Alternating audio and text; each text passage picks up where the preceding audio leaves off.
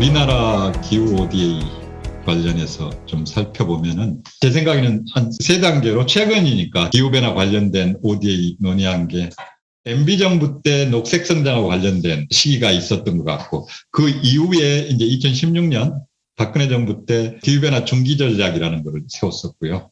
제2기 코이카 기후변화 이제 중기 전략을 2021년부터 25년까지 이렇게 세웠던 것 같습니다. MB 정부 때는 녹색 성장이라고 그래가지고 주도적으로 우리가 기후위기 대응의 선도국이 되겠다. 이런 식으로 다양한 이제 프로그램들을 많이 세웠던 것 같고 1기 코이카 중기 전략 때는 본 분야로 그렇게 기후변화 대응을 잡았던 것 같아요. ODA 관련해서 중점 분야는 7개 분야. 교육, 물, 보건, 공공행정, 교통, 에너지 이렇게 하고 우리 SDG나 과학기술, 성평등 이런 거와 마찬가지로 기후변화 대응은 크로스커팅 이슈로 그렇게 다뤘던 것 같고요. 대부분 기후변화 적응 관련된 부분이 많았죠.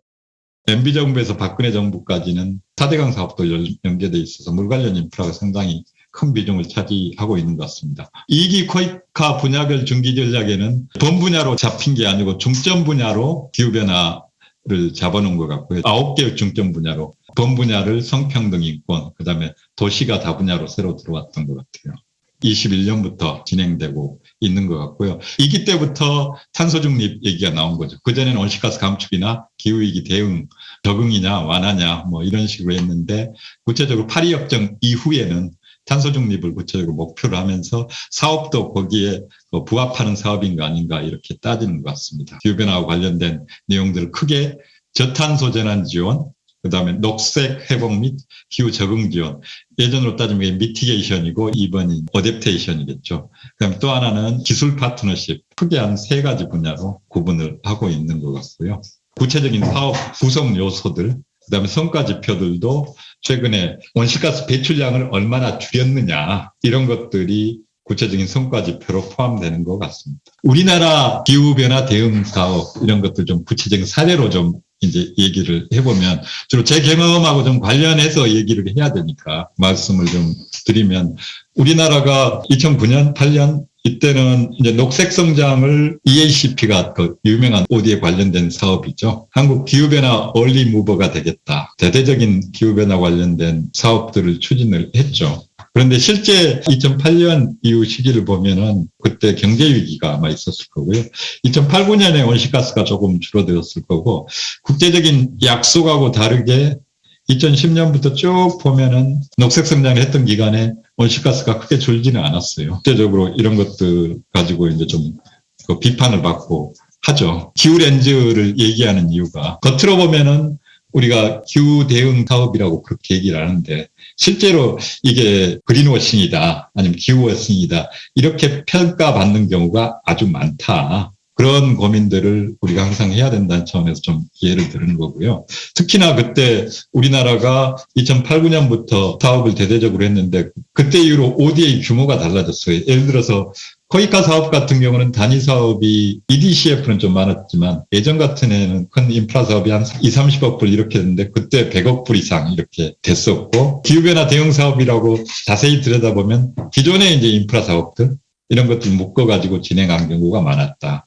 그리고 특히 이때는 4대강 사업하던 때라서 4대강 사업을 출한다 해서 물관리 부분에 집중된 경우가 많았었고요. 이 사업들 중에 상당 부분을 직접 평가하거나 다녀본 적이 있었습니다.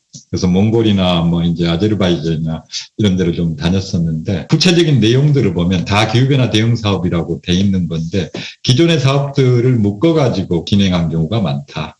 그리고 특히 이때 특징들은 이 사업들이 개도국 현지의 수요에 기반했다기보다는 제가 이제 개인적인 평가를 하자면 우리나라 기업들, 산업들을 위한 사업 개발을 주로 했다. 우리나라 건설 사업이나 기업들이 개도국이나 이런 데가 사업하기 위한 재원들을 마련하고 그거를 기후변화라는 이름으로 묶어서 대규모 사업들을 했지 않나. 약간은 좀 이제 비판적인 시각에 벗어 보면 그렇게 얘기할 수가 있었을 것 같습니다.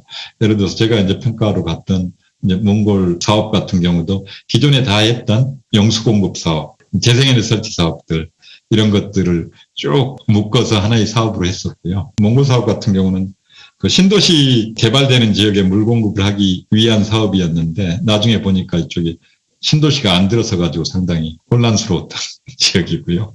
아제르바이잔 이 사업 같은 경우도 실제로는 상하수도 사업이었는데 기후변화로 묶어가지고 물론 이제 물 사업이 다 기후변화와 관련돼 있긴 하지만 지금 기준으로 보면 온실가스를 감축하거나 이제 완화와 관련된 어느 정도 효과가 있었는가 하는 걸 따지고 보면 상당히 평가를 좀 다시 받아야 될 이런 사업들이 많이 있었다. 몽골 사업 같은 경우도 기후변화 관점에서 예를 들어 이 사업을 다시 평가해 본다 했을 때는 이제 우리가 시각이 좀 달라질 수 있다. 개별 요소들로 보면은 태양광도 있고 조림도 있고 이게 실제로 기후변화 적응이나 완화에 정량적으로 평가했을 때 어느 정도 효과가 있을 건가 이런 건 좀 달라질 수 있다. 기대 효과를 따졌을 때 이제 사막화 방지나 이런 것 여러 가지 효과들을 얘기를 하고 있지만 지금까지 평가 기준은 온실가스 감축이나 실제 이 정량화된 방식으로 평가는 안 되고 있다. 그래서 ODA와 관련해서 그린워싱 되면 안 된다. 이런 얘기를 많이 하고 있고요. 대표적인 국가 중 하나가 우리나라가 되고 있는 거고 개인적으로 이제 몽골에 갔던 이런 경험들인데 예를 들어서